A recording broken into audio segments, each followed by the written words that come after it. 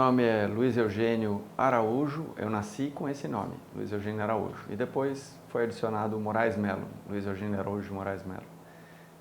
Mas aqui eu sou Magnólio, porque esse é o apelido que logo no primeiro dia eu recebi, e porque é um apelido que veio do cursinho. Eu nasci na cidade de São Paulo, pai e mãe aqui de São Paulo, e uma família que trabalhava no mercado financeiro. O meu avô tinha um escritório, dirigia, né, de câmbio, corretagem de câmbio e ações, essas coisas, de bolsa de valores. Todo mundo trabalhava lá. O meu pai, o meu tio, irmão da minha mãe, o meu avô, pai da minha mãe, o meu padrinho, a família inteira. Era a única referência que eu tinha. A referência era o mercado financeiro. Logo, o que eu ia fazer? Claro, trabalhar no mercado financeiro.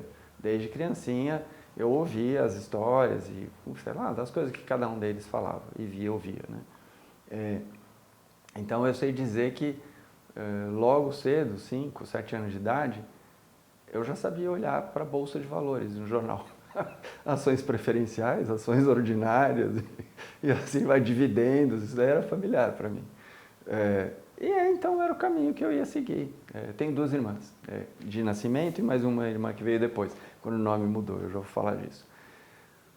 Mas só que a minha mãe olhava para essa história toda e ela achava muito ruim, porque o que acontece é que todo mundo que mexe nesse mercado, bolsa de valores, mercado acionário, esse negócio, primeiro acaba mexendo com muito dinheiro que não é seu, né? Você mexe com o dinheiro dos outros, aplica o dinheiro dos outros. Então, um pouco você pode perder o valor do dinheiro, o que é complicado, né? Porque você mexer com milhões e zilhões de N pessoas. A outra coisa que é importante é que, já que você vai investir para os outros, você também investe um pouquinho do seu. Mas os outros talvez possam perder. E você tem um bolso menor e não pode perder do mesmo jeito. Então, às vezes você dorme milionário e às vezes você dorme devendo 3 gerações. E que isso era muito difícil. E de fato, acho que é muito difícil. A minha mãe tinha acompanhado já do pai dela e do irmão dela e do marido dela, que era meu pai, e eu digo, né, morreu. Então tudo isso era difícil e ela começou desde cedo a me dar uns livros. E esses livros iam me encaminhando para um outro mundo. Então eu cheguei na medicina por causa da minha mãe e por causa dos livros que ela me deu para ler. E esses livros fizeram desde cedo eu me questionar muito. Acho que todo mundo se questiona na adolescência, né? Eu não era exceção. E tinha as várias questões filosóficas. Quem eu sou, para onde eu vou, o que eu faço aqui, essas coisas, né? E não que elas tenham sumido, mas é que naquela época elas era a primeira vez que eu tinha essas questões. E aí eu decidi, aí é uma construção que é interessante. A minha construção lógica foi a seguinte: eu não queria ser mais uma peça da engrenagem. Todos somos peça da engrenagem, né? Todos nascemos, crescemos e morremos. Fim. Todos os seres vivos fazem isso, né? Exceto os vampiros, que talvez não existam, mas a gente cresce, nasce e morre. E aí eu ficava olhando e isso não era suficiente para mim. Eu queria deixar uma marca. De novo, claro, essas questões da adolescência, de você encontrar o seu lugar no mundo. Aí, claro, quem é que deixou marca? Existem coisas que são quase que vocações religiosas, né? Assim, Maomé, por exemplo, acho que deixou uma marca importante, mas não é uma coisa que você faz porque você quer. Você nasce desse jeito, né? Você tem quase que uma vocação, assim. Então, essa coisa religiosa não era um caminho para mim. Militar, né? Tem vários militares que deixaram marcas profundas, né? Matando milhões. Também não era o caminho, né? Não acho que eu me encontrava nessa identidade. Um cientista. Aí eu comecei a crescer a ideia de ser um cientista. Ser um cientista era sensacional. Um Pasteur, um Einstein, um Newton, claro. Ideia da adolescência, né? Mas o ponto é que ser um cientista era uma coisa que fazia um sentido enorme para mim. E fazia um sentido por quê? nós temos um universo. Só que uma coisa é o universo que a gente conhece, nós seres humanos conhecemos. A outra coisa é o universo total, tudo. Ele é muito maior do que a gente conhece, mas infinitamente. A gente desconhece um monte. Então, me tornar um cientista e contribuir para a expansão do nosso universo é sensacional, incrível, porque afinal de contas, né, você mudou o mundo que você vive. Né? Isso resolvia a minha vida. Então, tá bom, eu ia ser um cientista, mas aí eu podia ser um cientista em áreas, claro, é mais fácil você fazer uma contribuição, deixar uma marca, em algum lugar que tenha espaço para você fazer isso. Então, e onde tem espaço? Nas estrelas, né? A gente está longe de conhecer tudo da astrofísica, da astronomia e vida extraterrestre, o que seja, qualquer coisa por aí. Então, eu pensei em ser um astrofísico, que era o nome que me ocorria na época. E, na época, existia uma série da televisão, Jacques Cousteau. Né? E o Cousteau, com expedições oceanográficas, e o oceano 3/4 da Terra, e as fossas abissais, fossas marianas, e nossa, a gente não conhece nada da vida no fundo do mar, e tem um monte de coisa para trabalhar e conhecer. Então, pensava em ser oceanógrafo, biólogo. Né? E, por fim, considerava ser alguma coisa neuro, porque, afinal de contas, o cérebro, nosso cérebro, a gente não conhece nada do nosso cérebro. Então, eu tinha esses 3 caminhos.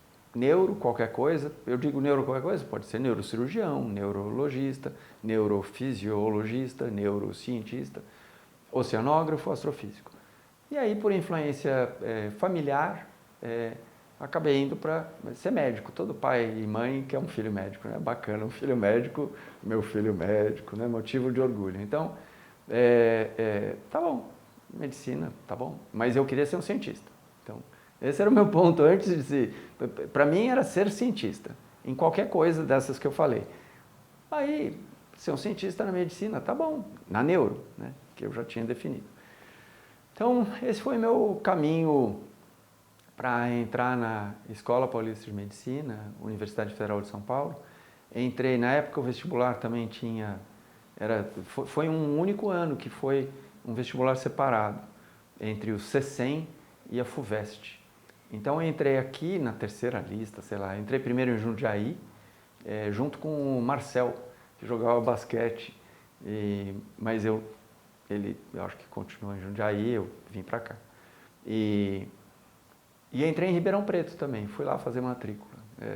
Lembro até hoje, porque eu voltei de ônibus de Ribeirão com um grupo de veteranos atrás que ficavam fazendo assim, que iam cortar o meu cabelo, eu ainda estava com o meu cabelo íntegro. Então não dormia a viagem inteira de Ribeirão até São Paulo, porque os veteranos ficavam aterrorizando ali, que iam dar o trote no próprio ônibus. E entrei na Santa Casa também, fiz um pouco do curso, fiz, sei lá, 2 semanas de curso na Santa Casa. E é isso, essa foi a minha entrada aqui, a minha escolha para a Unifesp, para a IPM, na verdade, né? Em relação a Ribeirão Preto, é porque, primeiro, eu tinha uma namorada que morava em São Paulo, então eu continuaria perto dela, mas segundo, e mais importante, é porque aqui tinha ciência. Eu entrei aqui e quis aqui porque a parte de pesquisa era incrível, todo mundo falava. A pesquisa na Escola Paulista de Medicina é incrível. Então, tá bom, é lá que eu vou, porque eu quero ser um cientista. Então, esse foi o meu caminho até chegar à EPM. Como eu entrei depois, entrei na terceira lista, sei lá qual lista, quando eu cheguei na aula de anatomia, estava lá todos os colegas de turma na sala já, olhando ossos e músculos nos cadáveres. E chego eu na porta lá, paro, de avental branco, não sei o quê, cabeça raspada já.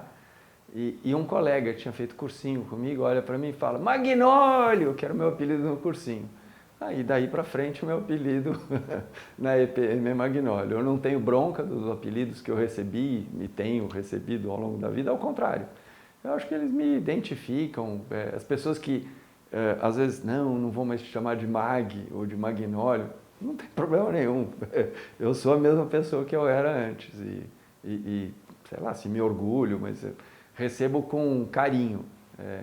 a denominação que reflete um conhecimento antigo. Eu sei até identificar de onde a pessoa me conhece, né? Se ela me chamar de Magnólio, porque é da época da EPM, dessas relações que se travaram quando eu aqui era estudante.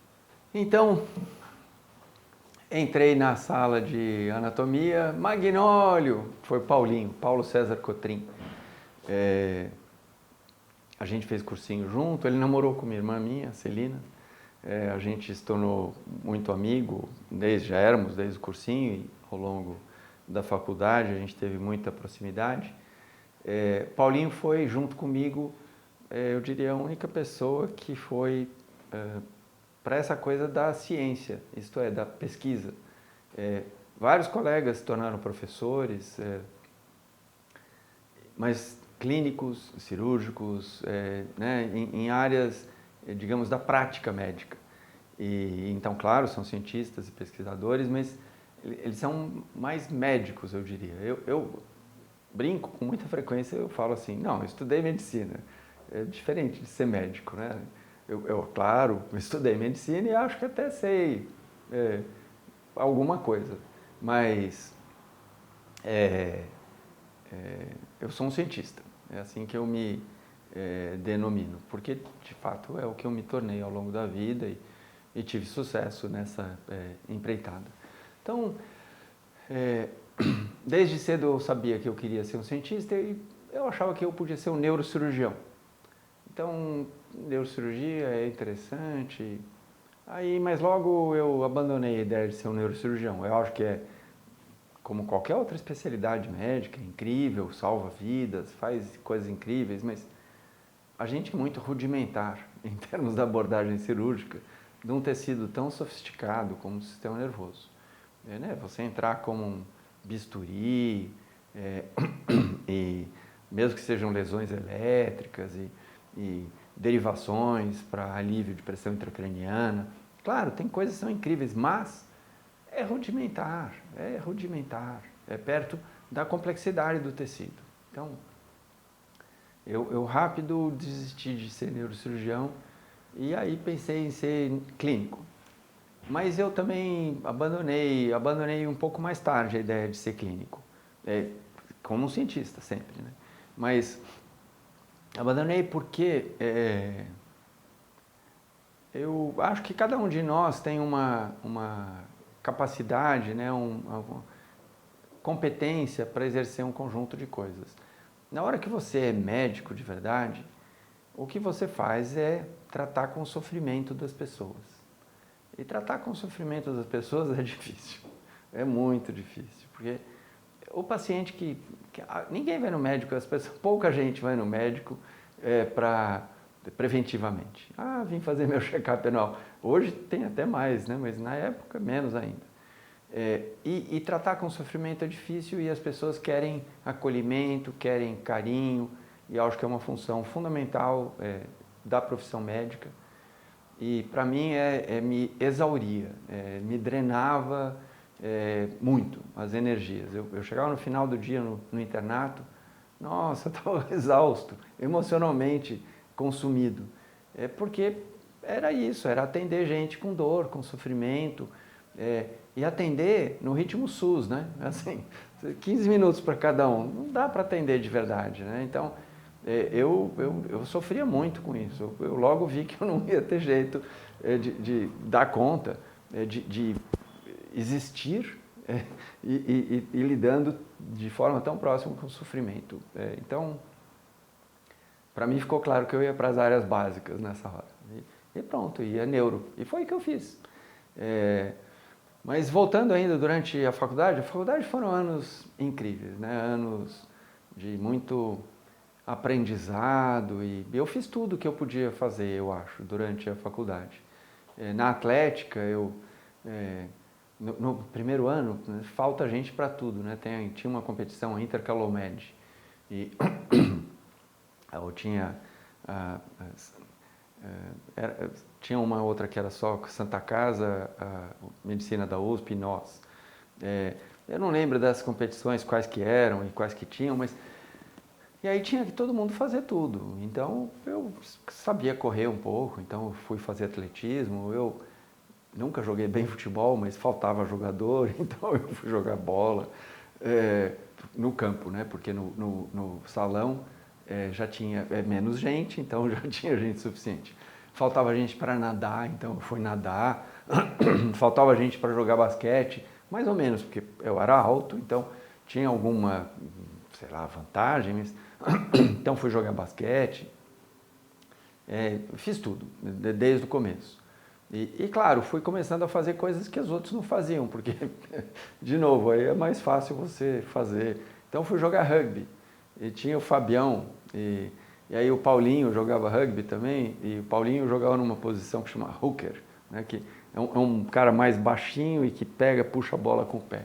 E o Fabião, que era 1 ou 2 anos mais velho que a gente, foi que levou a gente para lá. E o Fabião tem outras participações na minha vida aí. Então, é isso, fui jogar rugby e, como a gente tinha muito pouco jogador de rugby, a gente jogava rugby no Nippon. O Nippon foi campeão brasileiro. E então eu sou campeão brasileiro de rugby. Claro, eu era reserva, mas ainda assim, campeão brasileiro de rugby. É muito bacana, né, você poder falar isso. Depois a gente cessou o nosso vínculo com o Nippon e a gente foi para o Pasteur. E aí tinha o Plínio, que era um calouro, e o Plínio foi quem nos levou para o Pasteur e eu joguei lá com o Pasteur. Era uma delícia, e rugby é um esporte coletivo, e eu sempre fui uma pessoa do coletivo. Acho que trabalhar em equipe, trabalhar em time é incrível, você alcança coisas que são diferentes daquelas que você alcança sozinho. Então, o esporte na Unifesp me deu, na IPM, né, me deu muita coisa. Me dava a oportunidade de eu me exercitar fisicamente. Eu sempre fui uma pessoa física, gosto de atividade física, tenho atividade física até hoje, expressiva, eu diria. Mas talvez o esporte que eu mais me destaquei, e tenha me destacado, tenha sido o handball. Então, eu, em função de altura e alguma massa muscular, não comparativa de vários colegas, mas eu era pivô e fui pivô do nosso time, e o nosso time de handball sempre foi sensacional. E tinha na nossa turma o Alessio, né, o João Alessio, que era o nosso goleiro, junto com Oswaldo, que também era Oswaldo Bastos Neto, que também era da mesma turma. Alessio, Oswaldo, Davi Pares, era ponta, e o Ângelo, que era o nosso melhor jogador, né, da nossa turma. E além desses, o Giba, Gilberto Turcato, mas o Ângelo foi para a seleção brasileira. E o Ângelo acho que começou a jogar handball, sei lá, no colégio, mas melhorou de verdade aqui, foi para a seleção.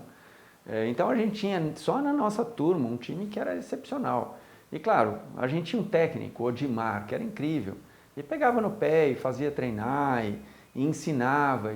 Então é isso, assim, a minha vida esportiva aqui foi sensacional. Eu tenho orgulho de todas as medalhas que a gente conquistou, de toda a glória que a gente contribuiu para trazer para a Escola Paulista de Medicina. E isso vale nessas duas modalidades que eu acho que são mais notáveis, mas vale também para duas outras. Uma é o atletismo. Então, eu ajudei a gente a ter uma pontuação muito boa e ficar melhor em função de resultados em 1.500 metros e 400, revezamento 4x400, em Mogi das Cruzes. Acho que era o nosso segundo ano, foi super legal. Continuei tentando fazer alguma coisa nesse espaço do atletismo, mas com resultados mais ou menos. E um outro, tinha uma competição em Barretos, chamada Engimed. E Barretos tinha uma malandragem. Para as coisas que eles tinham alguém bom, aquele esporte se tornava um esporte da competição. Então, num dado momento, eles tinham um campeão brasileiro de motocross.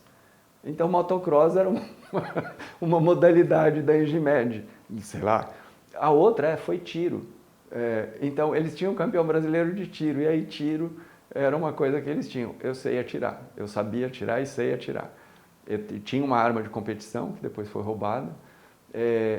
Então eu fui capitão, treinador e líder da nossa equipe de tiro, que ganhou terceiro lugar por equipes, e eu ganhei segundo lugar individual em uma ou duas competições de tiro lá da Engimed de Barretos.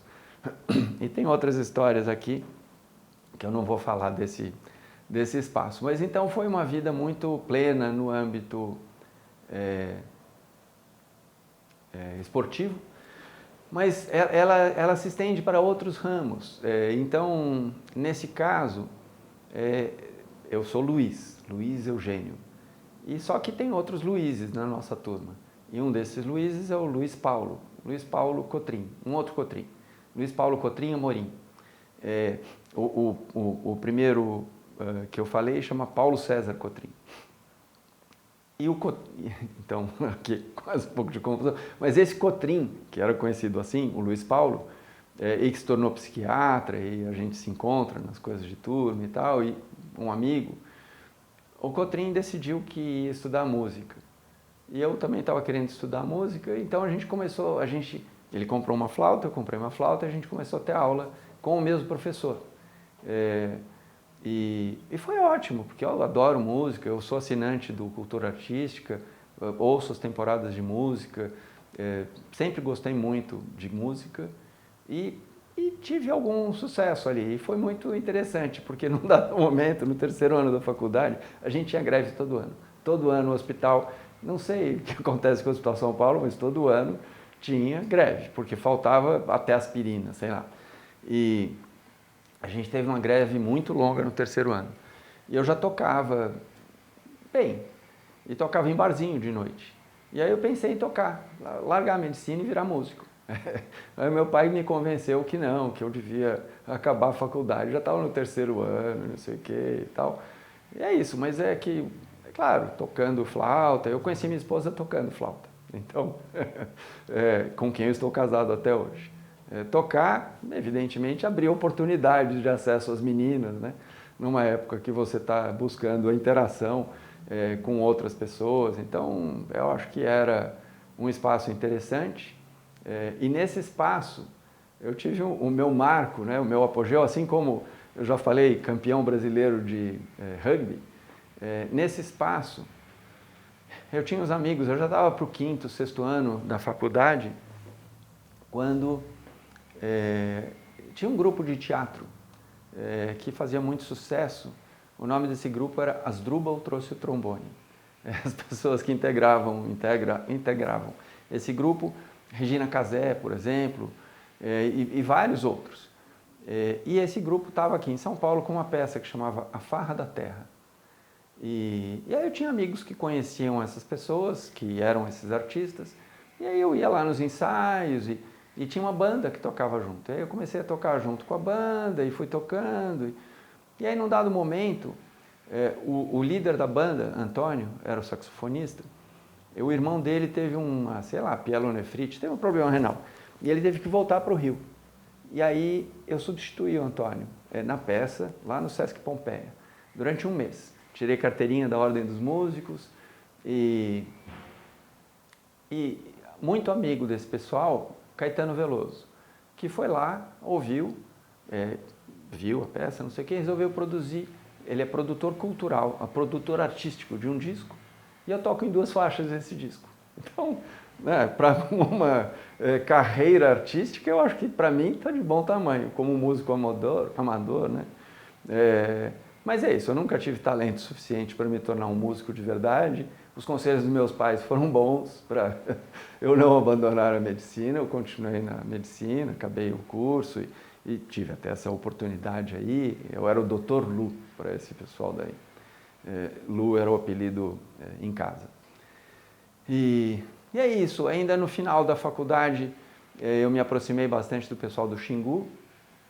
O Baruzzi ainda é muito ativo e fui várias vezes para o Xingu, fui naquelas viagens. Naquela época tinha um pacote Xingu que você ia e ficava sozinho, você era o único médico. Então eu fiquei lá 40 dias, porque inclusive não pôde ir o cara que ia depois de mim.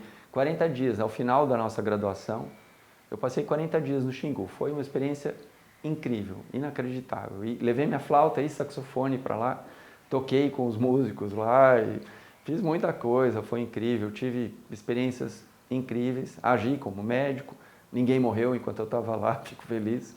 Aprendi um sentido de responsabilidade que eu jamais teria aprendido se eu não tivesse ido para lá. Quando você está num hospital e você tem lá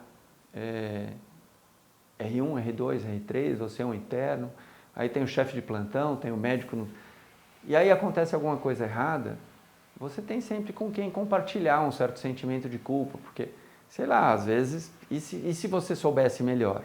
E se você tivesse feito uma intervenção? E sei lá, tem vários... Isso é aqui, que você tem tudo e tem milhares de pessoas para te apoiar.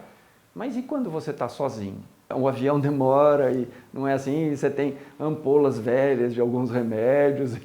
É só você, e você com o que você deveria ter aprendido ao longo de 6 anos. Se você aprendeu, bom. E se você não aprendeu, que duro que vai ser. É porque, afinal de contas, é só você. Eu lembro de uma sutura que eu fiz num índio que chegou, ele tinha levado uma foiçada na perna. E ele era da família, da corte, digamos assim, né? Ele era das lideranças numa dada tribo lá, acho que ele era Iolapiti. E ele um talho na perna, sangrando, e tinha uma artéria que sangrava, porque você via o sangue esguichando. Fim da tarde, cheio de pernilongo te comendo, e você tendo que fazer uma sutura sem luz, e em condições absolutamente precárias, umas 10 pessoas em cima, assim, você querendo espaço, e pernilongo te comendo, assim, se suturando, assim, nossa senhora, que coisa difícil. Aí, então, eu consegui abrir, consegui pinçar o vaso, consegui suturar, ele, sei lá, não perdeu a perna, continuou a perna, não perdeu a função da perna, continuou vivo, mas é isso, então, é só para falar de uma experiência, teve várias outras. E que, de novo, é sempre difícil. Quando é que um índio vai te chamar para um parto, né? Evidentemente, a população indígena naquela época, no Parque Indígena do Xingu, cerca de 4.000 pessoas. E, claro, as pessoas nascem também, né? Então, mas índio nasce como deveriam nascer as pessoas. E deveria ser simples, não sei o quê, mas nem sempre o parto é simples. Então, tinha uma vez que estava lá uma criança para nascer e um parto complicado, a ocitocina que tinha vencida. No fim, a criança nasceu, deu para manobrar e mais tarde, quando eu voltei, e levando a minha esposa, que é jornalista, e ela tinha uma desculpa para conseguir ir para lá, e ela foi filmar e fazer um documentário, sei lá. Vieram me mostrar a menina que tinha nascido e como é que estava e não sei o que e tal. Então, é muito, muito gratificante esse conjunto todo de experiências e são infinitas as histórias que dá para falar do tempo da faculdade. Foi um tempo que não volta mais, mas um tempo que deixa marcas, que deixa aprendizado e eu acho que todo mundo aprende a amar a escola, porque no fim das contas a gente passou 6 anos da nossa vida aqui, vários casamentos na turma, é isso, assim, e molda, e são amigos que você faz para a vida toda. Mais para frente eu mudei a minha designação, porque tem diferenças políticas que se aprofundaram muito nesses últimos anos, né? Então eu passei a chamar alguns de colegas de turma. Porque, na prática, eu vejo, sei lá, uma falsidade ideológica, uma coisa do jeito que eu vejo. Então, falta, na minha impressão, uma relação mais honesta e mais aberta. Tanto para um lado como para o outro, existe muito sectarismo. Eu sempre busquei me colocar numa posição de olhar para as coisas boas daqui, olhar para as coisas boas daqui, entender que também tem coisas ruins aqui e também tem coisas ruins aqui. Mas é isso, cada um, mas voltando, a imensa maioria eu considero amigos e considero pessoas que estão aí para o que der e vier, assim como eu me considero que eu estou aí para o que der e vier. Optei então por ser um cientista E foi isso que eu me tornei. Então, segui carreira, nem fiz residência, não me inscrevi na residência. Fiz carreira acadêmica, fiz mestrado, doutorado, me tornei professor aqui muito cedo, me tornei professor titular aos 39 anos de idade. Sei lá, naquela época, quando eu me tornei titular, eu era o mais jovem, eu era a pessoa que mais jovem tinha se tornado titular na Escola Paulista de Medicina. Então, tenho, claro, muito orgulho disso.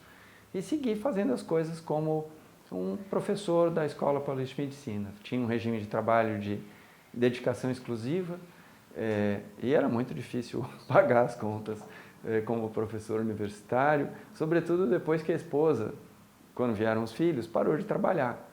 E demorou para voltar para trabalhar e aí o dinheiro não dava mesmo, não dava para nada.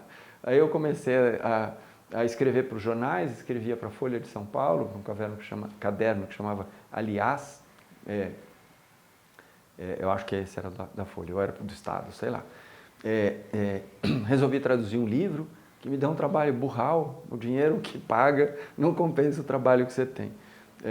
Comecei a fazer N outras coisas, fiz uma patente e fui atrás de fazer coisas que talvez pudessem ser licenciadas. E aí as coisas progressivamente foram se equacionando, se resolvendo financeiramente. Mas num dado momento da minha trajetória acadêmica enquanto cientista, e nessa época eu já tinha uma boa reputação internacional, eu era pró-reitor de graduação. E era uma época que agora menos Escola Paulista de Medicina e mais então Universidade Federal de São Paulo, a Unifesp estava criando novos campi. Foi na minha gestão, enquanto pró-reitor de graduação, que aconteceram o primeiro vestibular de Santos, o primeiro vestibular de Guarulhos, o primeiro vestibular de Diadema, o primeiro vestibular de São José dos Campos. Então, o campus de Santos foi criado na transição entre o Baracá e eu. Mas o vestibular em si já aconteceu na minha gestão e os outros na minha gestão. Foi uma oportunidade incrível de poder contribuir para a criação, de poder participar da criação, da expansão da Unifesp, um processo, e isso começa na graduação. A graduação é a reitoria, a pró-reitoria, que é onde as coisas rolam. Concurso para professor, definição de currículo, o desenho pedagógico, tudo isso. De novo, uma discussão incrível. São José dos Campos eu considero que eu tenho uma participação ainda mais importante. A gente foi numa viagem para Brasília conversar com o secretário de Ensino Superior, Nelson Maculan. O Maculan era muito amigo do Halpe, já falecido, Marco Antônio Halpe, que era o líder do Parque Tecnológico de São José dos Campos. Depois foi ministro de Ciência e Tecnologia. E junto conosco foi também o Kojima, que era o vice-prefeito de São José, e claro, o Ulisses, que era o reitor, e eu. E aí chegamos lá para convencer o Maculan que devia ser criado um campus da Unifesp em São José. A história não era tão simples, porque São José não era do PT. E o governo era o governo do PT, então São José alterna com muita frequência PSDB e PT. Mas o Maculan era sensível, São José já tinha e tem o ITA, e já tinha e tem a Unesp, a área de odonto, e a Univap, sei lá. E aí a conversa foi, o Maculan falou, não, mas de quantos docentes vocês precisam? Aí eu puxei, eu já tinha pasta ali, estava tudo pronto, 8 docentes. Ele falou, com 8 docentes vocês começam o curso? Eu falei, começamos. Então era uma conta barata, ele falou, tá bom, tá aprovado.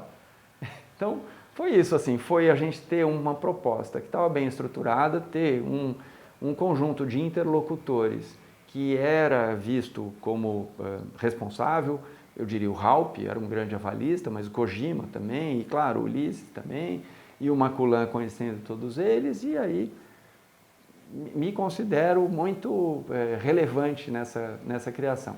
E nos outros campi também, acho que foi importante. E naquele momento a gente estava criando um campus em Osasco. E o campus de Osasco ia ser nas engenharias. Então a gente chamou um grupo de engenheiros competentes e esses engenheiros montaram os cursos que a gente precisava, estava bacana. E aí a gente ficou claro, assim como criar um curso de medicina, você tem que ter um hospital. Para criar um curso de engenharia, você tem que ter um parceiro industrial. e em toda a análise feita, esse parceiro industrial devia ser a Vale. Eu conheci o Roger Engelli, que era presidente da Vale na época. E eu fiquei durante 1 ano tentando marcar uma entrevista com o Roger. Depois de 1 ano eu consegui, eu sou muito persistente. Depois de 1 ano eu consegui marcar a entrevista com o Roger, fui lá para vender o meu peixe. A venda era assim, eu queria 35 milhões de dólares da Vale, porque esse era o custo do campus em Osasco. E além disso, em contrapartida, a gente ia pegar 35 milhões de dólares do governo federal, e aí, porque o governo federal daria 35 para montar o campus, mas só aquilo. E aí as deficiências, carências crônicas que a gente tem em todas as unidades, não ia dar para resolver. Aí a gente alavancava e trazia mais dinheiro, fazia um bem bolado ali, seria sensacional, né? Alocava o recurso para a expansão, para a unidade mãe. Vendi o peixe, acho que vendi o peixe, mas aí ele falou, não, muito boa essa sua ideia, não sei o quê, vamos apoiar, mas a gente quer fazer um MIT da Vale. Você me ajuda? Claro que eu vou falar que eu ajudo, porque se eu estou querendo vender uma coisa para ele, ele quer que eu ajude. Eu ajudo, é moeda de troca, claro. Aí voltei para o meu assunto, ele voltou para o assunto dele. Na terceira vez que ele volta para o assunto dele, ele falou, não, você não está entendendo. Eu estou te convidando para vir trabalhar aqui na Vale. De fato, eu não estava entendendo. Eu não fui para lá pedir emprego. Eu fui para lá vender a proposta de expansão da Unifesp. E era isso. E a gente já tinha tudo entabulado, a consideração lógica. Não vou me estender aqui, mas o Bradesco é um dos acionistas da Vale. A sede do Bradesco em Osasco. O campus era em Osasco. As coisas fechavam em vários sentidos. Então, né, Bom, o que acontece é que, passado um tempo, teve uma mudança importante aqui, o Ulisses renunciou, eu fui candidato a reitor, fiquei pensando que eu seria reitor, e depois desisti porque eu não achava que eu estava pronto, não acho que eu tenho perfil. Acho que o perfil de ser reitor, você tem que ter uma disposição para várias coisas que eu acho que eu não tenho. E fui para a Vale. Em fevereiro de 2009, eu fui trabalhar como diretor de pesquisa, desenvolvimento e inovação da Vale. É um médico, né? Um cara que estudou medicina, saído aqui da gloriosa EPM. Professor universitário, dedicação exclusiva a vida inteira. Mudei o meu regime de trabalho, fui para lá, fiquei 9 anos lá. E montei o tal do instituto que ele queria que montasse. O instituto está de pé até hoje. Está de pé no sentido, funciona, tem gente, tem membros da Academia Brasileira de Ciências que trabalham lá, assim, é um instituto do qual eu me orgulho muito. Mudei várias coisas na área de P&D da empresa, porque isso eu sabia fazer, ciência eu sei, é a minha praia, é o que eu tinha feito a minha vida inteira. Aprendi muito lá, muito, muito, muito. Tive experiências que eu jamais teria aqui na Unifesp. Quando eu terminei o meu período lá, eu já tinha dado a contribuição que eu tinha que dar, eu saí de lá e fui trabalhar no IDOR, Instituto DOR de Pesquisa e Ensino, que é vinculado à rede DOR e que foi, de novo, uma oportunidade de trabalhar nesse espaço de gestor de P&D, de gestor de ciência e tecnologia. E quando eu estava no IDOR, onde eu fiquei 2 anos, abriu a oportunidade de eu voltar para a FAPESP. E por que voltar para a FAPESP? Porque eu já tinha trabalhado como coordenador adjunto da FAPESP, de 2002 a 2005. Por 4 anos eu trabalhei lá. E que era uma posição incrível. Na época, éramos apenas 6 coordenadores adjuntos, que equivale a um vice-diretor científico. Então, nossa, é incrível você poder olhar a ciência do Estado de São Paulo da posição privilegiada de coordenador adjunto. E eu fui convidado para essa posição pelo professor José Fernando Pérez, que era o diretor científico, me convidou para substituir o professor Antônio Matos de Tchekeli Paiva, o Paiva. O Paiva era uma sumidade, era um mega professor desses catedrático, não sei o que todo mundo... Eu, gurizinho, indo substituir o Paiva na FAPESP. Então, fiquei lá 4, 5 anos, aprendi muito, saí de lá para ficar na pró-reitoria de graduação aqui, porque eu não dava conta de fazer as duas coisas. E aí saí de lá para ir para a Vale, ir para o IDOR, e aí saí de lá para ir para a FAPESP de volta, meio que concluindo um ciclo. Hoje eu sou diretor científico da FAPESP, de novo. O primeiro, não USP, não Unicamp, não Unesp, assumir essa posição. De novo, muito meritório. E claro, porque eu sou filho dessa casa, porque me deu uma formação de qualidade, porque eu tive um orientador brilhante, o Esper Abrão Cavalheiro, porque eu tive professores incríveis e brilhantes. Então, poder estar lá hoje, à frente da FAPESP, que é um motivo de orgulho para todo mundo, é incrível, é incrível. E acho que tenho feito, estou fazendo, consegui fazer um bom trabalho lá. Meu mandato acaba dia 25 de abril. E estou saindo por causa dessa vertente política, porque eu tenho menos estômago, menos capacidade de lidar com certas dificuldades que várias dessas posições envolvem de maneira profunda. Você tem que ter não só a dimensão técnica, não só conhecer aquele assunto, mas você tem que ter uma dimensão política. Eu tenho a dimensão política, eu sou um político em vários sentidos. Fui presidente da Federação de Sociedades de Biologia Experimental, fui vice-presidente da Associação Nacional de Pesquisa e Desenvolvimento das Empresas Inovadoras, fui presidente da Associação de Pós-Graduandos da Unifesp, na época EPM, fiz várias coisas, são cargos políticos, todos esses que eu falei. Farei e continuo a fazer política, mas há formas e formas de fazer política.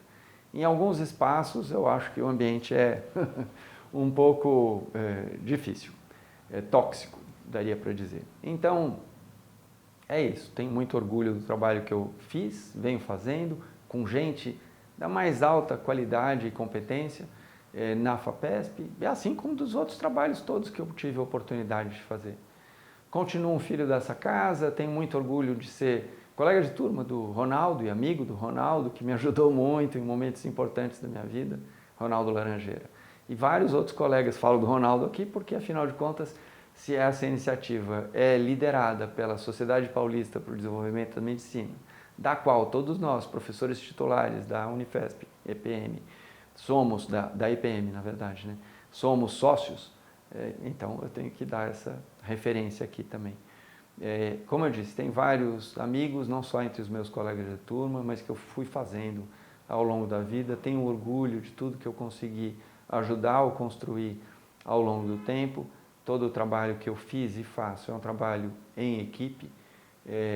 E ao sair agora da FAPESP, pretendo retomar de maneira mais ativa e intensa a minha atividade como cientista. Eu nunca deixei de ser um cientista.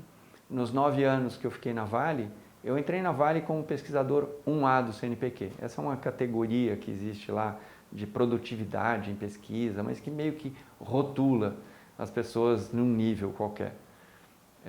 Eu concluí os meus 9 anos de Vale como pesquisador 1A do CNPq.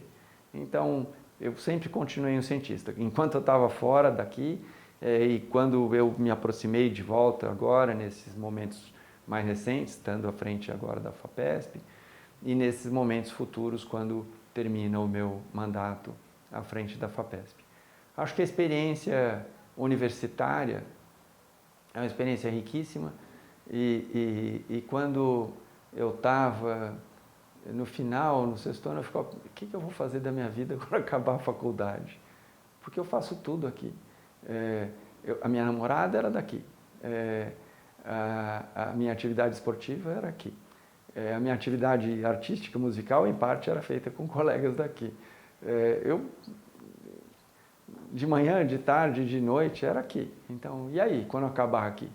Não acabou, né? Eu nunca saí daqui.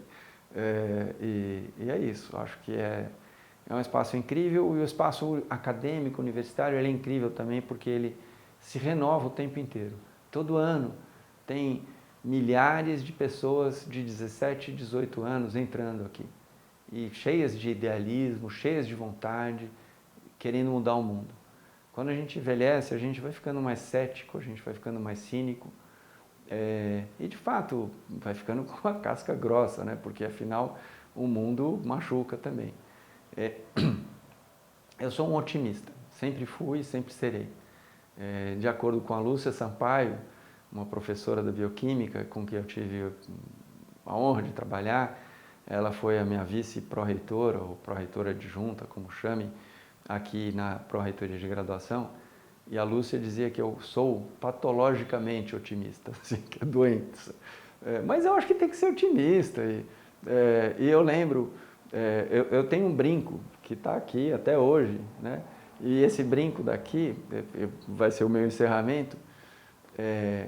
Eu estava um dia lá na Atlética e eu estava tomando sol, o Paulinho estava tomando sol também, acho que a Marjorie e a Silvia também estavam lá. A Marjorie e a Silvia eram da enfermagem, a Silvia foi minha namorada, acho que já era. E tinha um negócio brilhando no fundo da piscina. E aí eu resolvi mergulhar para pegar. E fui lá, era fundo da piscina. E peguei e era um brinco. E aí a gente ficou conversando, eu falei, não, vamos furar a orelha, Paulinho e o Cotrim. E aí a gente reveza o brinco. E tá bom, e aí eu furei a orelha, acho que ele furou a orelha, e aí eu decidi que eu ia continuar de orelha furada. Minha mãe tentou comprar o brinco, ou dos vários, comprar no sentido assim, que eu tirasse, né? Comprar é um eufemismo. E eu decidi continuar com o brinco quase que para marcar a minha fidelidade aos valores da minha adolescência, aos valores que me trouxeram até aqui, até hoje, quem eu sou hoje, continuo sendo, sempre fui desde aquela época. Eu acho que dentro de nós carregamos vários de nós, né? Nós de 5 anos, nós de 10 anos, nós de 15 anos, todos continuam coabitando esse nós aos 65 anos. E eu acho que é importante essa consistência. Foi uma construção verbal que eu fiz aí para essa coisa dessa fidelidade, mas voltando, é sensacional você poder interagir com gente jovem, com gente cheia de vontade de mudar o mundo, porque eu acho que é isso que a gente está aqui para fazer. O mundo é muito ruim, o mundo é muito errado, o mundo é muito injusto, o mundo é muito desigual, o mundo tem que ser mudado, tem que ser trabalhado. Eu acho que o ser humano muda o mundo para o bem e para o mal. Eu gostaria de estar contribuindo para o lado do bem. E o espaço universitário, o espaço acadêmico é um espaço incrível para você fazer isso. Pretendo ter grandes contribuições como um cientista, mas eu tenho certeza que eu já tive importantes contribuições como professor. E são várias as pessoas que eu encontro depois para frente e lembram de mim, e lembram das aulas e me contam de, sei lá, coisas que eu fiz e que eu nem sabia que eu tinha feito. E isso é incrível, você poder contribuir para um mundo melhor, para que as pessoas de alguma forma se encontrem ou aprendam ou o que seja. Então, além de ter me tornado um cientista, eu me tornei um professor, e que é uma função que muito me orgulha e que eu exerço e exerci aqui na Escola Paulista de Medicina. Valeu a pena totalmente. Aqui foi ter estudado aqui. A única coisa difícil que eu fiz na vida foi fazer o vestibular para entrar aqui. Depois disso, tudo foi fácil. E olha que eu fiz muita coisa na vida. Então, e foi fácil porque aí é isso, tem o meio, existe essa coisa do meio, o meio te molda, né? Você é moldado mediante as dificuldades e mediante o ambiente. Se tem gente que te puxa para frente, você vai para frente. Se tem gente que te empurra para o lado, você acaba indo para o lado. Então, aqui eu tive oportunidade de experiências que eu sei lá se eu teria tido em outros lugares, mas com certeza as experiências que eu tive aqui me tornaram quem eu sou hoje, Magnólio, né?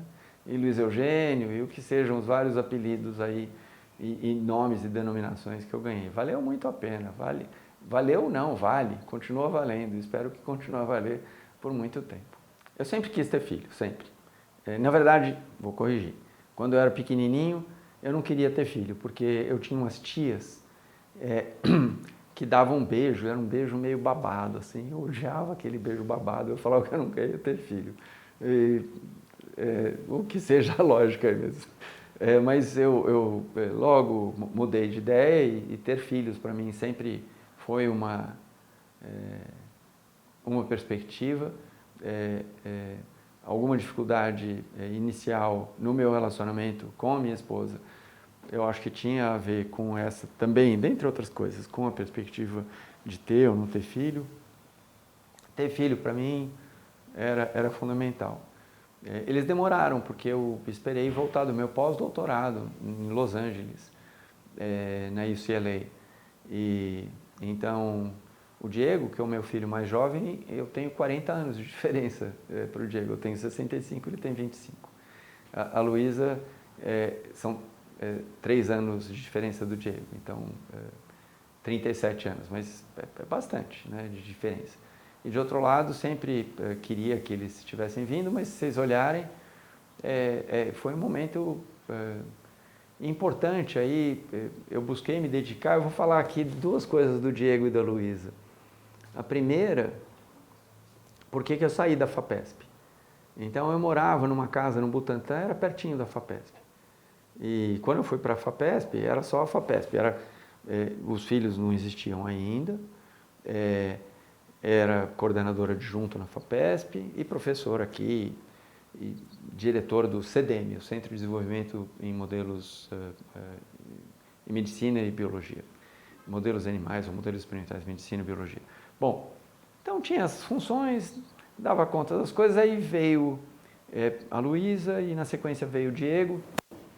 E só que aí o Ulisses me convidou para ser pró-reitor de graduação. Eu aceitei, fui falar com o Brito, que já era o diretor científico do FAPESP. Brito, estou indo para a Prograde. Aí ele falou, não, se achar que você dá conta, pode ficar aqui também. Tá bom. Então fiquei na FAPESP, na Prograde, com essa ebulição da Prograde, e construindo uma casa e não sei o quê. Bom, e com os filhos. Aí fiz a casa do jeito que dava para fazer, com o dinheiro que dava para fazer, uma casa de madeira, pré-fabricada. E pronto, e a gente era feliz lá. E aí, só que eu não estava dando conta do trabalho, então, porque eu continuava pesquisador também. Aí o que acontecia? Eu ia para a FAPESP trabalhar, eu sempre acordei cedo, eu acordo às 4, 5 da manhã sem problema. Então, eu acordava, todo mundo dormindo em casa, eu ia trabalhar na FAPESP, no fim de semana, sábado e domingo, para tirar o atraso, que eu não tinha conseguido render. E aí teve um sábado, já era 10 da manhã, e claro, foi a Cissa, minha esposa. O Diego pequenininho, sei lá, 3, 4, 5 anos que seja, e aí o Diego me liga, pai, você não vem brincar comigo? Aí aquela sensação de culpa, né? Sábado, 10 da manhã, o que você tinha que estar fazendo? Brincando com o filho, não trabalhando, né? Então, claro, filho, aí parei o trabalho, fui, brinquei com o Diego, não sei o quê, brinquei com o Luiz, o que seja. Aí, sei lá, outro fim de semana, mesma coisa, no domingo, qualquer dia. Aí, às 11 da manhã, eu estou lá rendendo na FAPESP, e aí o Diego, pai, você não vem brincar comigo? Basta, né? Aí eu pedi uma reunião com o Brito e falei, Brito, eu não estou dando conta, eu preciso sair daqui porque... E é isso, então eu saí, mas isso mostra que se por um lado eu estava negligenciando meus filhos, e sim, é verdade, de outro lado eu me importo profundamente com os meus filhos, né? Eles são a razão, os filhos são a coisa mais importante que existe na vida de qualquer pessoa, para mim, é isso, assim, não há nada que se compare ao significado de ter filhos. Acho que eu tenho filhos em vários sentidos, né? Tenho filhos científicos, né? Acadêmicos, dos quais eu me orgulho muito. Tenho os filhos biológicos, dos quais eu me orgulho muito. Então, é isso. A minha vida familiar é uma vida muito importante. Evidentemente, ela sofre ou sofreu em diferentes momentos em função da atividade profissional. Sinto que minha esposa tem ou tinha ciúmes da minha dedicação ao meu trabalho. E de outro lado, sinto que a dedicação ao trabalho rendeu o que rendeu e a dedicação à minha esposa, aos meus filhos, rendeu o que rendeu. Me orgulho da relação que eu tenho com eles 3 ou com quem quer que seja. Busco me dedicar aos meus amigos, né, às pessoas desse círculo mais próximo. De fato, não consigo me dedicar a tudo que eu gostaria. A música eu abandonei, né? Não dou conta. Mas o esporte eu não abandonei, eu me tornei campeão brasileiro de salto a cavalo, equitação. Velho já, porque na época que eu trabalhava na Vale eu ganhava dinheiro suficiente para ter um cavalo e para saltar. É isso, campeão brasileiro, Master B, mas tanto faz, campeão brasileiro. Me orgulho muito. Então, continuo uma pessoa esportiva, que gosta da natureza, que gosta do contato com os animais, que gosta das pessoas. E é isso. Mas a minha família é muito importante para mim. Meus pais já morreram, mas eu tenho 3 irmãs. Uma irmã que veio depois, porque quando meu primeiro pai morreu, quando eu tinha 7, 8 anos de idade. E a minha mãe casou de novo, e porque ela casou com um Paulo Olivier Moraes Melo, e porque ele queria que nós tivéssemos o nome dele, meu sobrenome passou a ser Luiz Eugênio Araújo de Moraes Melo. E é isso. Então, eu tenho 2 pais, ou eu tive 2 pais, e ganhei uma irmã em função desse segundo pai. E, de novo, para mim é uma oportunidade incrível expandir o meu laço de relacionamentos afetivos, por exemplo, desse jeito.